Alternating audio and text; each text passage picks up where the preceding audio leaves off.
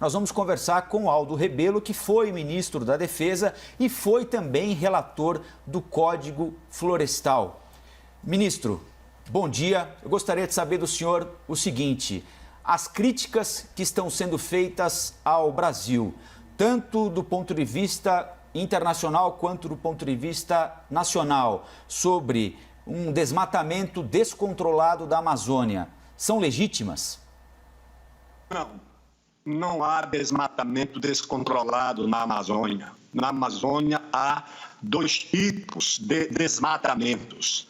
Há o desmatamento que é promovido por comunidades indígenas, pela sua agricultura tradicional. Há o desmatamento autorizado pela lei, pelo Código Florestal, onde o agricultor pode usar até 20% da sua propriedade, e muitos ainda não alcançaram esse índice, então desmatam um pouco. E há o desmatamento criminoso, o desmatamento clandestino, o desmatamento ilegal, como há no país, infelizmente, ilegalidade em tudo quanto é lugar, no trânsito, no comércio, e que isso precisa ser reprimido. O desmatamento ilegal precisa ser, de fato, contido, reprimido, mas o que há na Amazônia, na verdade, o dramaturgo escreveu a comédia de erros, e na Amazônia nós vivemos a tragédia de erros, a tragédia de equívocos, de enganos. É a região mais incompreendida do nosso país. E hoje, sob uma grande pressão internacional, porque as empresas que assinam aquele manifesto estão sob pressão dos seus acionistas. Os europeus têm uma opinião pública muito sensível à questão ambiental, principalmente os eleitores. Haja vista as eleições francesas, quando o presidente sofreu uma grande derrota para a corrente dos ambientalistas e dos verdes. E esses líderes políticos, na França, na Alemanha, falam para os seus eleitores, não estão muito preocupados com o Brasil, não. Agora exercem indiretamente uma grande pressão sobre o Brasil e principalmente sobre a área mais protegida e mais preservada do mundo.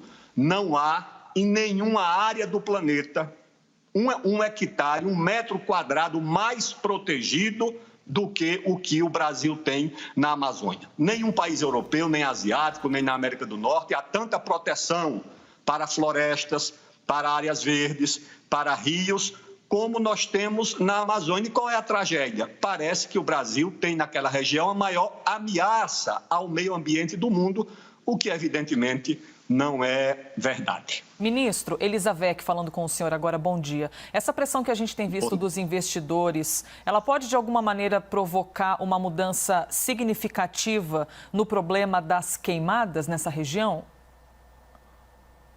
As queimadas, Elizabeth, obedecem a uma série de fatores. O primeiro deles é a chamada queimada sazonal, são os incêndios sazonais. E os mais graves nem são na Amazônia, são nos Estados Unidos. A Califórnia chega a queimar quase inteira, com mortes, como aconteceu em Portugal, na África, na Rússia, na Europa inteira. Ou seja, essas queimadas obedecem a ciclos sazonais. E na Amazônia elas acontecem nesse governo, aconteceram algumas até mais graves nos governos do presidente Lula, tá certo? Quando os ambientalistas tinham grande influência no Ministério do Meio Ambiente, elas aconteceram, não só no Brasil, aconteceram no mundo. E há as queimadas criminosas, principalmente em áreas que o governo não fiscaliza e não controla, algumas inclusive são áreas públicas, áreas que o governo poderia fiscalizar e não fiscaliza, e, em nome disso, se combate o quê? Se combate a atividade agrícola na Amazônia, a pecuária na Amazônia, atividades mais do que centenárias. Há 300 anos tem pecuária na Amazônia, tem os cronistas, a história que registra. Mas o que eles querem, no fundo, é também travar em torno da Amazônia. Em torno da Amazônia não há apenas um problema ambiental. Há um problema ambiental pela importância das águas, da biodiversidade. Tudo isso eu conheço de perto. Conheço a Amazônia em todos os 4 ministérios que eu ocupei. Eu só vivia quase o tempo inteiro na Amazônia, olhando para a Amazônia. Então tem o problema da biodiversidade, o problema ambiental, mas tem interesse geopolítico. O vice-presidente, quando falou em interesse geopolítico, não inventou nada de novo e nem disse nenhuma inverdade. Isso tem 500 anos de história, desde o Tratado de Tordesilhas, que todo mundo sabe que tem uma questão geopolítica na Amazônia. Mas qual é o mais grave? Hoje é que a Amazônia tornou-se um ativo da chamada economia ou do mercado de carbono. O mundo precisa de áreas ou de florestas ou para reflorestar para atingir a chamada meta do milênio, ou seja, porque se você não pode parar de emitir carbono, você tem que sequestrar. Então, se você sequestra, você tem que ter o quê para sequestrar? Áreas verdes. Onde é que estão essas áreas verdes? Os europeus não estão dispostos a ceder, os americanos muito menos, a China nem pode porque não tem, a Índia também não, a África não oferece segurança jurídica para reflorestamento ou para proteção de áreas verdes, e o único país que tem muita área verde, que tem um Estado que funciona, que tem segurança jurídica é o Brasil. Então, a Amazônia vai se transformando não apenas numa área física de disputa geopolítica, de biossegurança, de biodiversidade, mas também num ativo para esse mercado promissor, que é esse mercado de crédito de carbono. Isso tudo se transforma num grande problema que eu acho que o governo brasileiro, infelizmente, não está sabendo administrar. Agora, ministro, o INPE divulgou na semana passada que o desmatamento entre 1º de janeiro e 30 de junho deste ano aqui aumentou 26% na relação com o mesmo período do ano passado. Na sequência, houve a exoneração da diretora do INPE. O governo Bolsonaro diz que a exoneração aconteceu não porque ela divulgou esse dado aqui, mas porque ela vai ser convidada a ocupar um outro cargo que ainda será criado no Ministério de Ciência e Tecnologia. No entanto, no ano passado já tinha ocorrido aquele problema com o Ricardo Galvão, ex-diretor do INPE, que deixou o governo fazendo uma série de acusações também. Ou seja, há uma suspeita de que o atual governo, no mínimo, não trabalhe para minimizar o desmatamento na Amazônia. O que é que esses dados do INPE sugerem na avaliação do senhor? Em primeiro lugar, eu recorro ao estadista inglês, que disse que as mentiras são distribuídas em 3 categorias: as pequenas, as grandes e as estatísticas. Então, há estatísticas que indicam exatamente o contrário do que essa que você aponta. Há estatísticas que indicam uma redução. De qualquer forma, tá certo? Noves fora a controvérsia das estatísticas, eu acho que o governo atual acerta, por um lado, tá certo? Ao repudiar qualquer tipo de limitação da soberania sobre a Amazônia, qualquer tentativa por parte dos governos europeus ou de instituições, principalmente dos fazendeiros norte-americanos, né? Aliás, o que o governo atual julga que são os grandes amigos do Brasil, mas são concorrentes, né?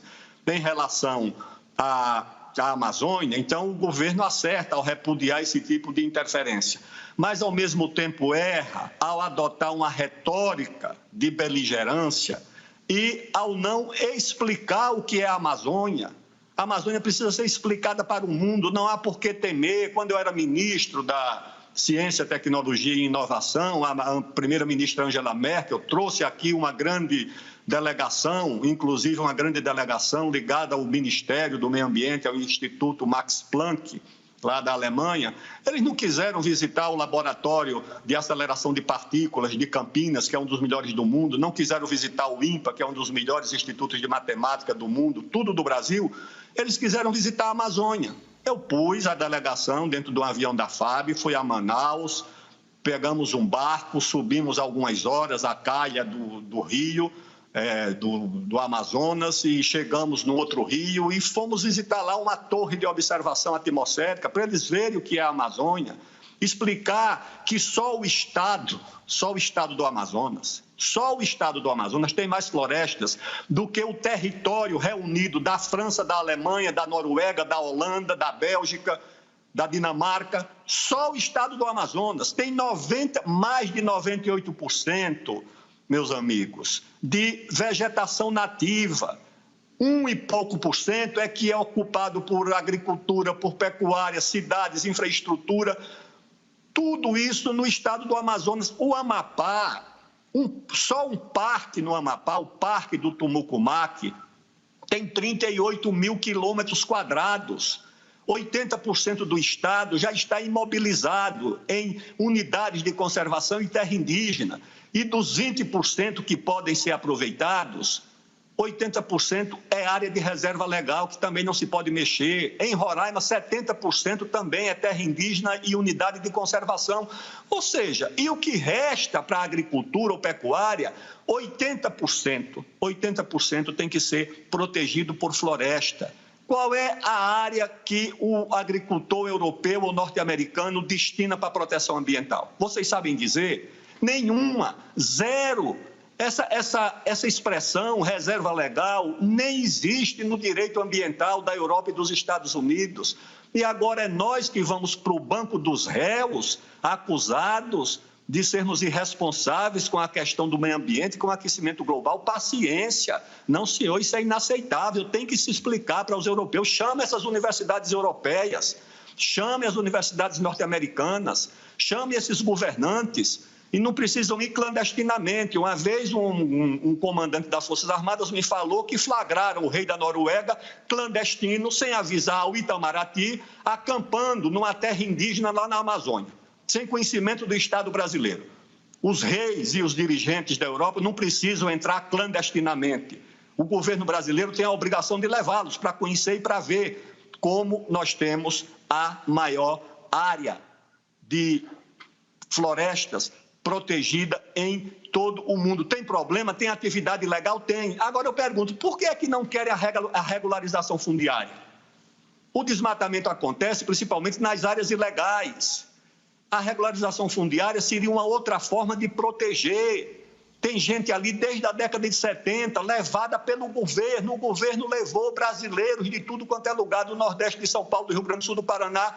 Venham para a Amazônia, que é uma terra sem homens para os homens sem terra. Venham para a Amazônia, integrar para não entregar. Venham para a Amazônia. Esses brasileiros foram. Muitos morreram de malária, muitos perderam entes queridos, muitos tiveram que sobreviver lá, colocando água, luz nas suas propriedades, nas suas vilas, fazendo as estradas. O governo abandonou essas pessoas e elas vivem abandonadas até hoje. Muitas pagaram pelas suas terras que foram adquiridas em leilão público. Para o ministro. O que é que acontece? Até agora não foi legalizada essa terra e tem muita gente que não quer regularizar. Não, isso é inaceitável. Ontem, o vice-presidente Hamilton Mourão, que deve falar daqui a pouquinho de novo e a gente está acompanhando, já vamos transmitir assim que começar, ele usou uma expressão como se o Brasil estivesse num ringue, numa luta, e ele admitiu que o Brasil foi colocado no corner, que é quando o adversário avança sobre o outro e o leva para o canto do ringue ali, né? Como é que o Brasil pode sair do ringue nessa disputa que o senhor entende ser muito mais uma disputa retórica do que concreta? Os europeus sabem que isso é retórica. Certa vez eu estava na Suécia e sentou ao meu lado no almoço, numa missão oficial, a ministra do Meio Ambiente da Suécia. Ela perguntou pelos índios, o europeu pergunta primeiro, né? Parece que nós, quando acordamos, temos como a primeira missão ou perseguir índio ou queimar floresta. Então, pergunta pela Amazônia, pergunta pelos índios. Eu expliquei como é que é a política para as florestas, para as nações indígenas, para os povos indígenas. E aí eu perguntei para ela, eu digo, e nós temos a reserva legal na Amazônia de 80%. E aqui, qual é a reserva florestal na Suécia? Ela ficou olhando assim, entre surpresa, espantada, chamou um assessor que saiu, consultou, voltou, até que ela me deu a resposta. Disse, não, isso é uma coisa que só existe no Brasil, no direito da Suécia, nós não temos isso. No entanto, uma rede de supermercados da Suécia resolve boicotar, resolve sancionar produtos da agricultura e da agropecuária no Brasil. Portanto, não é uma coisa fácil. O vice-presidente tem razão. O Brasil foi colocado no canto do ringue, está sendo ameaçado de sofrer sanções de tudo quanto é jeito, sanções comerciais privadas, sanções públicas, a ameaça do acordo Brasil-Mercosul, parlamentos europeus votando contra, por essa tragédia de de erros em torno da Amazônia. E aí, o que é que o governo faz? Aumenta a perseguição. Eu tenho contato no Acre, chega a Polícia Federal com o IBAMA dentro de uma reserva, da reserva Chico Mendes, para perseguir um agricultor que está criando uma vaca, plantando um pé de macaxeira, porque eles foram fazer as reservas exatamente onde tem mais gente. Por quê? Porque eu acho que a intenção é tirar essas pessoas da Amazônia, é desantropizar, para usar essa linguagem conhecida. Então, Colombo, o Brasil vai ter muita dificuldade mesmo, vai precisar de um grande esforço diplomático, e na diplomacia é uma área onde o Brasil vai mal, tá certo? Com pouca credibilidade, vai precisar de um grande esforço de explicação, de ouvir as universidades da Amazônia, lá tem especialistas, o Brasil tem um dos seus melhores institutos de pesquisa, um dos melhores do mundo nessa área, que é o Instituto Gueldi, lá de Belém do Pará, tem o INPA na Amazônia. Agora, a mídia do Sul e do Sudeste, lamentavelmente, quando quer falar sobre a Amazônia, não ouve as universidades, não ouve a Amazônia, só quer ouvir ONG, muitas delas que têm os seus escritórios na Europa. Ou seja, então o sujeito abre um escritório na Bélgica, em Barcelona, para falar mal do Brasil e vira autoridade sobre a Amazônia. Essas pessoas que têm acesso aos recursos. Eu fui do Conselho de Administração do BNDES, onde está o dinheiro do Fundo Amazônia. É um fundo controlado por ONGs, o governo não tem uma palavra decisiva, porque eles não dão esse dinheiro para o governo brasileiro. Por que eles não dão esse dinheiro para as universidades? Dá para a Universidade do Pará, dá para a Universidade do Amazonas, dá para a USP, para o FRJ, para o FMG estudarem, discutirem a Amazônia. Eles podiam dar isso para o Instituto Gueldi, para o Instituto de Pesquisa da Amazônia, para o Instituto Mamirauá, que é um instituto que temos lá no interior do Amazonas. Não, é tudo com as ONGs. A Embaixada da Noruega tem um diplomata exclusivamente para discutir Fundo Amazônia, para discutir a questão ambiental. Não, eu acho que isso é, sinceramente, inaceitável. O Brasil, com tranquilidade, com serenidade, com esforço para explicar a Amazônia, que nós explicamos desde o Euclides da Cunha. Nós temos a maior autoridade no Brasil, do mundo, em combate à fome. Foi um médico que foi da FAO, chamado Josué de Castro, que escreveu um belo ensaio sobre a questão da Amazônia, mostrando que nós temos muitas dificuldades ali. O Euclides da Cunha escreveu. Nós temos muita autoridade, muita inteligência, muita capacidade acadêmica instalada para discutir a Amazônia. Mas nós só queremos ouvir as ONGs e, principalmente, essas que têm os seus tentáculos nos Estados Unidos e na Europa. Eu acho que por aí nós não vamos chegar a lugar nenhum. Quero só lembrar que a gente está entrevistando aqui o ex-ministro Aldo Rebelo e estamos acompanhando também, já vai começar essa entrevista coletiva do vice-presidente da República, Hamilton Mourão. O cenário já está todo preparado aí, a nossa equipe por lá também, e assim que começar a gente vai transmitir. Ministro, o senhor quando passou pelo Ministério da Ciência e Tecnologia, trabalhou com o INPE, a gente falou do INPE agora há pouquinho aqui. Qual é o grau de confiabilidade daquilo que o INPE entrega ao ministro, ao governo brasileiro, à sociedade brasileira? É total? O INPE precisa de uma reforma? O senhor acredita que exista também, como chegou a ser cogitada, alguma interferência ideológica no órgão? Não. O que há é a manipulação das estatísticas, porque a estatística você mostra, interpreta do jeito que você quer. Mas ele é um órgão de Estado, né, ministro? Isso que chama atenção, porque o INPE é um órgão de Estado. Por que um órgão de Estado manipularia um dado, então? Não, o INPE não manipula, o INPE apura e divulga. Agora, quando você vai fazer a leitura, Colombo, é que você precisa separar as coisas.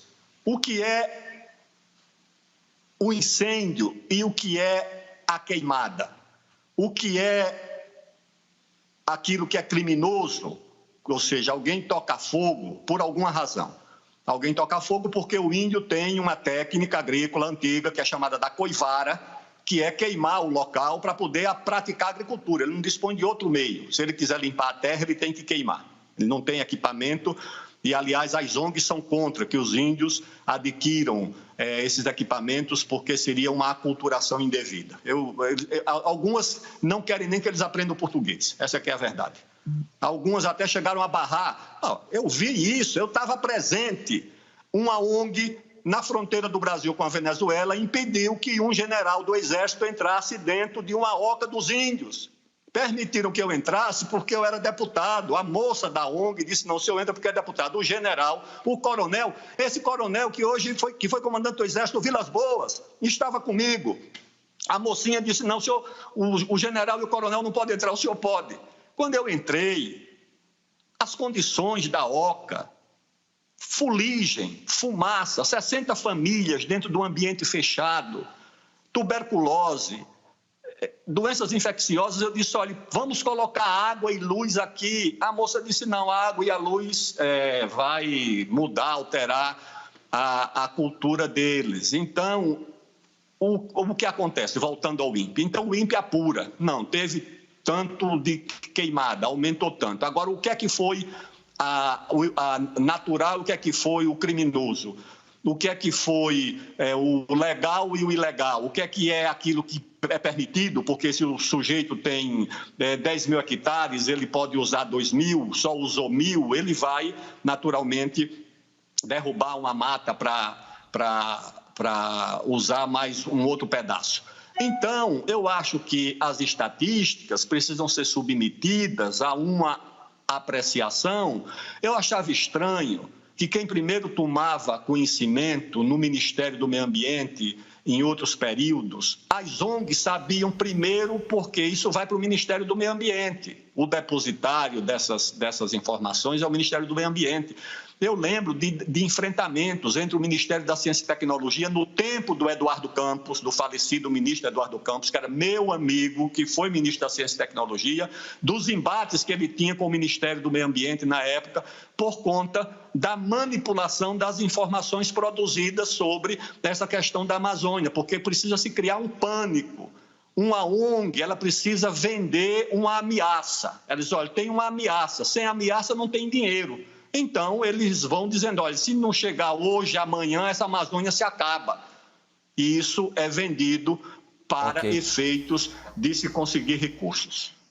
Ex-ministro da Defesa, Ciência e Tecnologia, relator do Código Florestal, deputado Aldo Rebelo, muito obrigado pela entrevista aqui para a CNN. Até uma próxima, hein? Um abraço e até breve.